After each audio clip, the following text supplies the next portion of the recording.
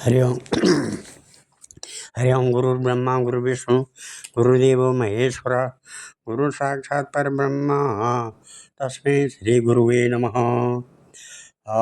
आदो देवगर्भजननं गोपीगिरिवर्धनं मायापूतनजेवतापहरणं गोवर्धनो धारणं कंसच्छेदनकौरवादिहननं कुन्तीसुता पालनम् एतत् श्रीमद्भागवतं पुराणकथितं श्रीकृष्णलीलामृतं निगमकल्पतरोर्गलितं फलं शुकमुखाद्रवमृतसंयुतं पिबत भागवतं रसमालया मुहरहो रसिका भूय भावुका। भगवान श्री कृष्ण चंद्र नारायण जी के चरण कमलों में नतमस्तक होकर के मैं गुरु श्री वेद व्यास जी, गुरु श्री माधवाश्रम जी, गुरु श्री आदि गुरु शंकराचार्य जी, गुरु श्री नारद जी, गुरु श्री सुखदेव जी, गुरु श्री सुध जी के चरण कमलों में नतमस्तक हो करके मैं ये श्रीमद् भागवत महापुराण 10वें स्कंद के उत्तरार्ध भाग का 28वां अध्याय पढ़ने जा रहा हूँ, जिसमें आज का प्रसंग है शिव जी का संकट मोचन। राजोवाच देवासुरमनिषेषु या भजन्त्या शिवं शिवं प्रायस्ते धननो भोजा नातो लक्ष्णापतिं हरिम् एतद्विदुक्षाम संदेहो अत्र महान् हिंसा विरुद्धाशीलयो प्रभ्यो विरुद्धा भजतां गति। राजा परीक्षित ने पूछा, भगवान शंकर ने समस्त भोगों का परित्याग कर रखा है, परंतु देखा यह जाता है कि जो देवता असुर अथवा मनुष्य उनकी उपासना करते हैं वे प्रायः धनी और भोग संपन्न हो जाते हैं, और भगवान विष्णु लक्ष्मीपति हैं, परंतु उनकी उपासना करने वाले प्रायः धनी और भोग संपन्न नहीं होते। दोनों प्रभु त्याग और भोग की दृष्टि से एक दूसरे से विरुद्ध स्वभाव वाले हैं, परंतु उनके उपासकों को उनके स्वरूप के विपरीत फल मिलता है। मुझे इस विषय में बड़ा संदेह है कि त्यागी की उपासना से भोग और लक्ष्मीपति की उपासना से त्याग कैसे मिलता है। मैं आपसे यह जानना चाहता हूँ। श्री शुक उवाच शिवशक्तियुता सस्वत्रिलिंगो गुणसंवृता वैकारिकास्तेजश्च तामसञ्चेत्यहं त्रिधा ततो विकारा अभवन् खोडसामीषु कञ्चन उपधावन् विभूतीनां सर्वसामासुते गतिं हरिर्निर्गुणो साक्षात् पुरुषः प्रकृतेः परा स सर्वदृक् द्रष्टा तं भजन निर्गुणो भवेत् निवृत्तेष्वश्वमेधेषु राजा युष्मत् पितामह शृण्वन् भगवतो धर्मान् पृच्छद्येते अच्युतं स्व आह भगवास्तस्मै प्रीता शुश्रूषवे प्रभु निर्णाम्नि श्रेयसार्थाय यो अवतीर्णो यदो कुले। श्री सुखदेव जी कहते हैं, परीक्षित, शिव जी सदा अपनी शक्ति से युक्त रहते हैं। वे सत्व आदि गुणों से युक्त तथा अहंकार के अधिष्ठाता हैं। अहंकार के 3 भेद हैं, वैकारिक, तेजस और तामस। त्रिविध अहंकार से 16 विकार हुए, 10 इंद्रियां, 5 महाभूत और 1 मन। अतः इन सब के अधिष्ठात्री देवताओं में से किसी एक की उपासना करने पर समस्त ऐश्वर्यों की प्राप्ति हो जाती है। परंतु परीक्षित, भगवान श्री हरि तो प्रकृति से परे स्वयं पुरुषोत्तम एवं प्राकृतिक गुण रहित हैं। वे सर्वज्ञ तथा सबके अंतःकरणों के साक्षी हैं। जो उनका भजन करता है वह स्वयं भी गुणातीत हो जाता है। परीक्षित, जब तुम्हारे दादा धर्मराज युधिष्ठिर अश्वमेध यज्ञ कर चुके तब भगवान ने विविध प्रकार के धर्मों का वर्णन सुनते समय उन्होंने भी यही प्रश्न किया था। परीक्षित, भगवान श्री कृष्ण सर्वशक्तिमान परमेश्वर हैं। मनुष्यों के कल्याण के लिए ही उन्होंने यदुवंश में अवतार धारण किया था। राजा युधिष्ठिर का प्रश्न सुनकर और उनकी सुनने की इच्छा देकर उन्होंने प्रसन्नता पूर्वक इस प्रकार उत्तर दिया। भगवान श्री कृष्ण ने कहा,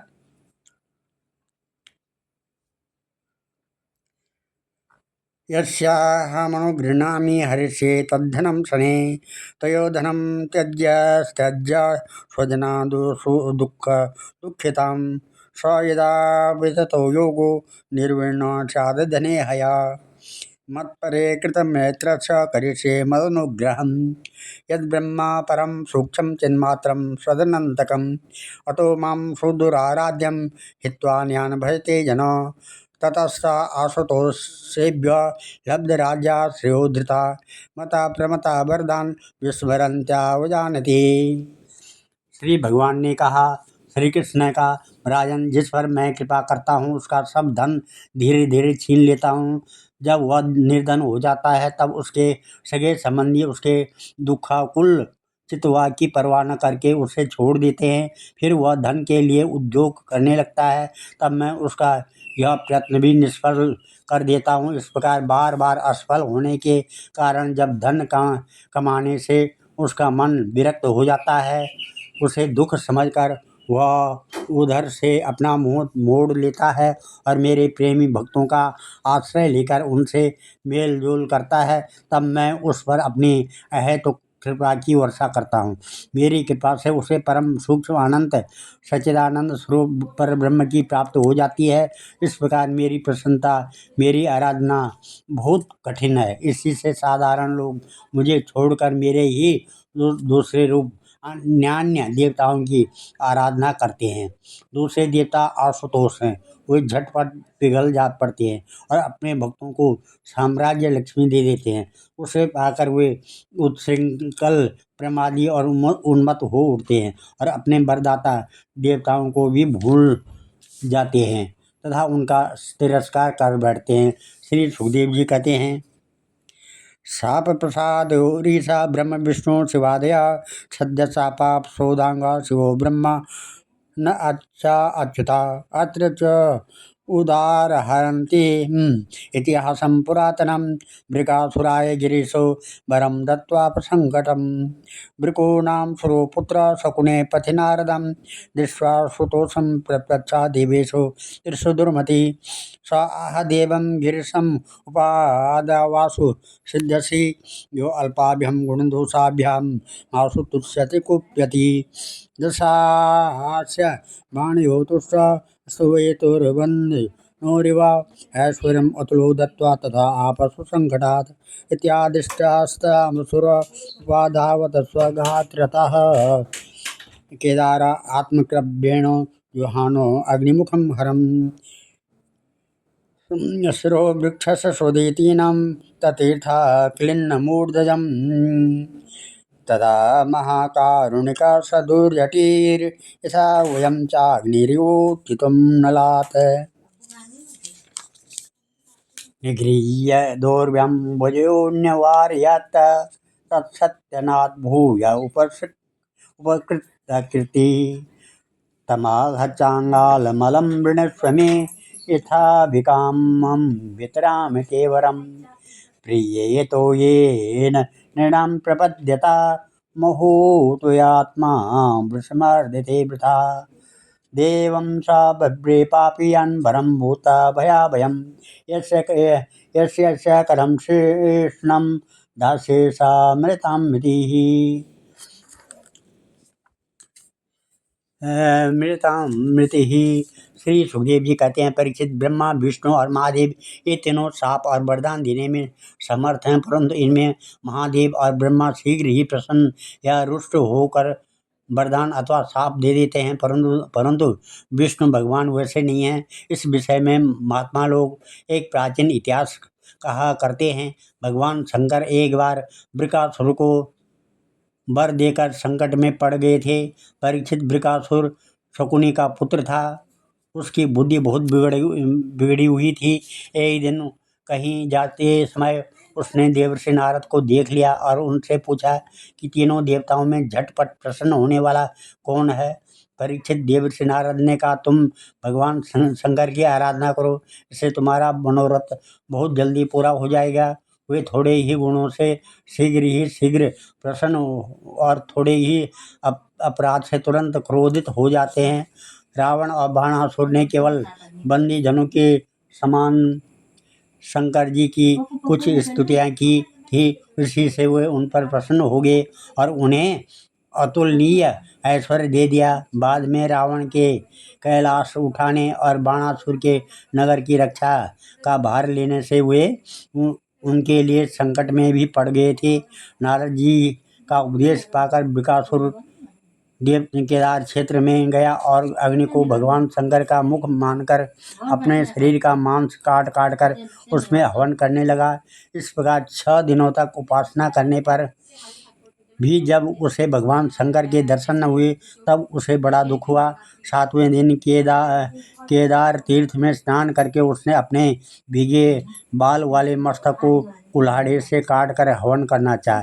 परीक्षित, जैसे जगत में कोई दुखवश आत्महत्या करने जाता है तो हम लोग करुणावश उसे बचा लेते हैं, वैसे ही परम दयालु भगवान शंकर ने बृकासुर के आत्मघात के पहले ही अग्निकुंड से अग्निदेव के समान प्रकट होकर अपने दोनों हाथों से उसके दोनों हाथ पकड़ लिए और गला काटने से रोक दिया।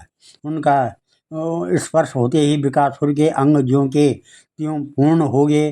भगवान शंकर ने बृकासुर से कहा, प्यारे बृकासुर, बस करो, बहुत हो गया, मैं तुम्हें बर देना चाहता हूँ, तुम मुँह मांगा बर मांग लो।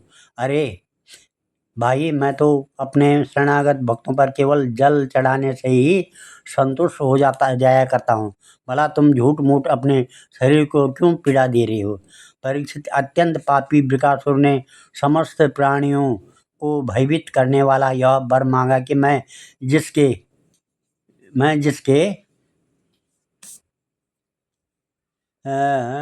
वर मांगा प्राणियों का भयभीत करने वाला यह वर मांगा कि मैं जिसके सिर पर हाथ रख दूं वही मर जाए। परीक्षित, उसको यह याचना सुनकर भगवान रुद्र पहले तो कुछ अनमने से हो गए, फिर हंसकर कह दिया, अच्छा ऐसा ये हो। ऐसा वर देकर उन्होंने मानो सांप को अमृत पिला दिया। तत्सता भगवान रुद्रो दुर्मना इव भारता ओमेति प्रसन्तस्मै देहे हर अमृतं यथा इत्युक्ता स्वसुरानूनं घोरी हरणलालसा स तद्वर परीक्षार्थं शम्भोर्मूर्निं किलासुरा स्वहस्तं धातुमारेभ्ये स्वविद्यात् स्वकृताक्षिवा तेने पर्शिष्य सन्त्रसा पराधावनशवे पथु यावदन्तं दिवो भूमे काशीनाम उद्गाधुदक अजानन्ता प्रतिविद्यं तुलसीमासन सुरेश्वरा ततो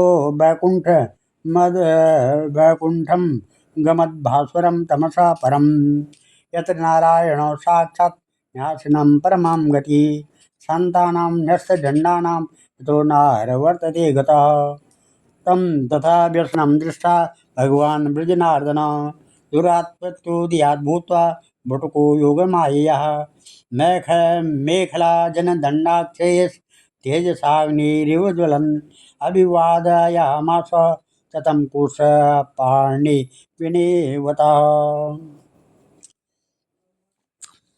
विनिर्वतः। भगवान शंकर के इस प्रकार कह देने पर बृकासुर के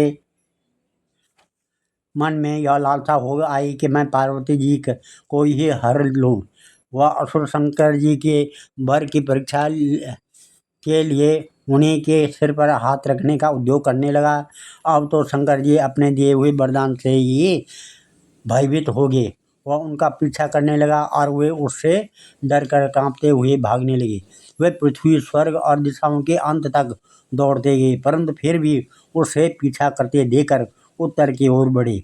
बड़े बड़े देवता इस संकट को टालने का कोई उपाय न देखकर चुप रह गए। अंत में वे प्राकृतिक अंधकार से परे परम प्रकाशमय वैकुंठ लोक में गए। वैकुंठ में स्वयं भगवान नारायण निवास करते हैं। एकमात्र वे ही उन सन्यासियों की परम गति है जो सारे जगत को अभय दान करके शांत भाव से स्थित हो गए हैं। वैकुंठ में जाकर जीव को फिर लौटना नहीं पड़ता है। भक्त भयहारी भगवान ने देखा कि शंकर जी तो बड़े संकट में पड़े हुए हैं। तब वे अपनी योग माया से ब्रह्मचारी बनकर दूर से ही धीरे धीरे वृकासुर की ओर आने लगे। भगवान ने मूंज की मेखला, काला मृगचर्म दंड और रुद्राक्ष माला धारण कर रखी थी। उनके एक एक अंग से ऐसी ज्योति निकल रही थी मानो आग धधक रही हो। वे हाथ में कुश लिए हुए थे। वृकासुर को देखकर उन्होंने बड़ी नम्रता से झुककर प्रणाम किया।